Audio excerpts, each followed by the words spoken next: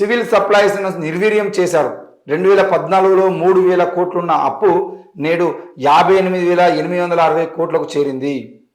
మరి కృష్ణానదిపై ఉన్న ప్రాజెక్టులను కేఆర్ఎంబికి ఈ ప్రభుత్వం అప్పగించలేదు. మేడిగడ్డ డిజైన్లోనే భారీ లోపం ఉంది. డిటెక్టివ్ మైండ్ సెట్ ఉన్నోళ్లే కరెంటు బిల్లు కట్టొద్దంటారు బీఆర్ఎస్ పై ఉప ముఖ్యమంత్రి బట్టి విక్రమార్క.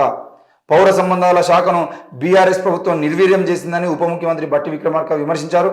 శనివారం హైదరాబాద్లోని సచివాలయంలో పౌర సరఫరాలు, సాగునీటి శాఖలపై మంత్రి ఉత్తమ్ కుమార్ రెడ్డితో కలిసి ఆయన సమీక్ష నిర్వహించారు. అనంతరం మీడియాతో మాట్లాడుతూ 2014లో 3,000 కోట్లున్న అప్పు 2024 నాటికి 58,860 కోట్లకు చేరిందని ఆందోళన వ్యక్తం చేశారు. తెలంగాణ ఏర్పడే నాటికి రాష్ట్ర ప్రభుత్వం కేవలం 387 కోట్ల బకాయిలుండగా ప్రస్తుతం అవి 14,354 కోట్లకు పెరిగాయని చెప్పారు. 2014కు ముందున్నటువంటి ప్రభుత్వాలు రైతులు పండించిన ధాన్యం కొనుగోలు చేయడానికి ఆ శాఖకు ఎప్పటికప్పుడు డబ్బులు చెల్లించగా గత ప్రభుత్వం నిధులు ఇవ్వకుండా రుణాలు తీసుకోమని గ్యారంటీ ఇచ్చి చేతులు దులుపుకుందని విమర్శించారు. కానీ రైతులు పండించిన ధాన్యం తామే కొనుగోలు చేస్తున్నట్టు డబ్బా కొట్టుకోవడం జరిగింది. మరి ఏది ఏమైనా కూడా రైతు ప్రభుత్వం అని చెప్పేసి చెప్పుకున్నటువంటి బీఆర్ఎస్ ప్రభుత్వం రైతులకు కూడా అన్యాయం చేసింది. దాంతోపాటు 3,000 కోట్లు అంటే తెలంగాణ వచ్చినప్పుడు, తెలంగాణ ఏర్పాటు చేసినప్పుడు 2014లో 3,000 కోట్లు ఉన్నటువంటి రాష్ట్ర ప్రభుత్వ అప్పు ఈరోజు 58,860 కోట్లు ఏ విధంగా అయింది?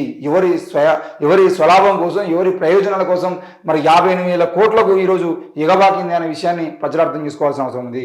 మరి ఈరోజు 58,000 కోట్ల అప్పు అయింది అని చెప్పేసి మాత్రమే మాట్లాడుకుంటూ ముందుకు పోతున్నటువంటి వీళ్ళు మరి రానున్న రోజుల్లో ఈ అప్పులు చేయకుండా మీరు ప్రజాపాలన ఎట్లా కొనసాగిస్తారు? ఆ విషయాన్ని కూడా ప్రజలకు అర్థమయ్యే విధంగా చెప్పాలి. మరి 58,000 కోట్లు ఉన్నటువంటి ఈ అప్పుని మీరు 1,00,000 కోట్లు చేస్తారా? లేదు అని అంటే ఇంతకుముందు చేసినటువంటి తప్పులు ఏవైతే ఆ తప్పుల్లో ఉన్న జరిగినటువంటి లోపాలను సవరించి మరి ఈరోజు 1,00,000 కోట్ల అవినీతి జరిగిందని చెప్పేసి ఆ కార్యక్రమం గురించి మాట్లాడుతున్నారు. అందులో 10,000 నుండి 20,000 కోట్ల రూపాయలు, 10 నుండి 20% కేసీఆర్ కుటుంబానికే కమిషన్ పోయిందని చెప్పేసి చాలాసార్లు మీరు కూడా మాట్లాడారు. ప్రతి పథకంలో 10% కమిషన్ కేసీఆర్ పోతాయని మాట్లాడినట్టు కాంగ్రెస్ నాయకులు కూడా చాలా మంది ఉన్నారు. మరి ఈరోజు ఆ 1,00,000 కోట్లలో 10,000 కోట్లు కేసీఆర్ కనుక కుటుంబానికి లాభం చేకూరితే ఆ 10,000 కోట్లను మీరు వెనక్కి తీసుకొస్తారా? మరి ఏం చేయబోతున్నారు? మరి ప్రజాపాలన అంటే ఈరోజు గొర్రెల పంపిణీ దగ్గర మొదలుకొని ప్రతి పథకంలో అవినీతి జరిగింది. మరి అవినీతికి సంబంధించినటువంటి జరిగినటువంటి అవినీతిలో ఎన్ని కోట్లు వాళ్ళు నొక్కేసారు? ఆ ఎన్ని కోట్ల రూపాయలను మీరు మళ్ళీ వెనక్కి తీసుకొస్తారు? ఈ విషయాన్ని కూడా చెప్పాలి. కేవలం నామమాత్రంగా కేసులు నమోదు చేసి చేతులు దులుపుకునే ప్రయత్నం కాంగ్రెస్ ప్రభుత్వం కూడా చేయొద్దు. మరి ఏ విషయాల్లో స్కాములు జరిగినాయి, ఆ స్కాములకు సంబంధించిన అన్ని విషయాల్లో వాటిని బయట తీసి ప్రజల ముందు పెట్టాల్సిన అవసరం ఉంది. అన్యాయం జరిగినటువంటి పథకాల్లో తప్పకుండా ఆ డబ్బుని వెనక్కి తీసుకురావాల్సిన అవసరం కూడా ఉంది అని మేము కోరుతా ఉన్నాం. ఇక గులాబీని పెకిలిద్దాం, కాంగ్రెస్లోకి బీఆర్ఎస్ కేడర్ను లాగేటువంటి ప్రయత్నం చేద్దామని చెప్పేసి అయితే ఒక ప్లాన్ చేస్తా ఉన్నట్టుగా తెలుస్తూ ఉంది. పార్టీ వీక్గా ఉన్న ప్రాంతాలే ఫస్ట్ టార్గెట్. ఇప్పటికే సిగ్నల్స్ ఇస్తున్న కార్పొరేటర్లు, మొదట లీడర్లు, ఆపై ఎమ్మెల్సీలు, ఎమ్మెల్యేలను చేర్చుకునేందుకు వ్యూహం. 12 లోక్సభ సీట్ల లక్ష్యంగా హస్తం ప్రణాళికలు. గులాబీ పార్టీ పునాదుల్ని కదిలించేలా కాంగ్రెస్ వ్యూహాలు రచిస్తున్నది. క్షేత్రస్థాయి లీడర్లను తమ వైపు గుంజుకొని కారు టైర్లకు పంచర్ చేయాలని పక్కా ప్రణాళిక రచిస్తున్నది. బీఆర్ఎస్లో అవమానాలు, చీదరింపులు ఎదుర్కొని పార్టీ మారేందుకు సిద్ధమైన సర్పంచులు, ఎంపీటీసీలు, జడ్పీటీసీలు, కౌన్సిలర్లు, కార్పొరేట్లకు గాలం వేసేందుకు కసరత్తు స్టార్ట్ చేస్తుందని తెలుస్తున్నది. ఇకపోతే మేమే వస్తామంటూ ఒత్తిళ్లు.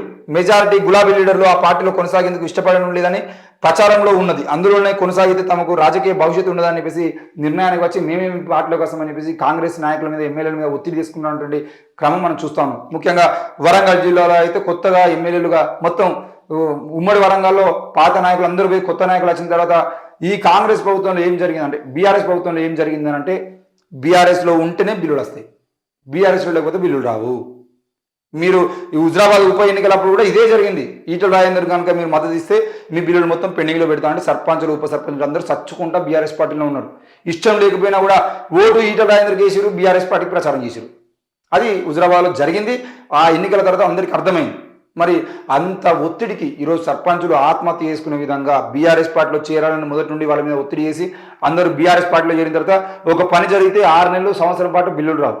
ఏంది అని అడగబోతామంటే వాళ్ళ ఎమ్మెల్యేను, ఒకవేళ జడ్పీ చైర్మన్ ఎవరైనా ఉండేది, జడ్పీ చైర్మన్ ఎంపీపీని గట్టిగా మాట్లాడేదంటే ఈ సర్పంచ్ గట్టిగా మాట్లాడదామని చెప్పేసి వాళ్ళ బిల్లులు ఇంకా పెండింగ్లో పెడతారు.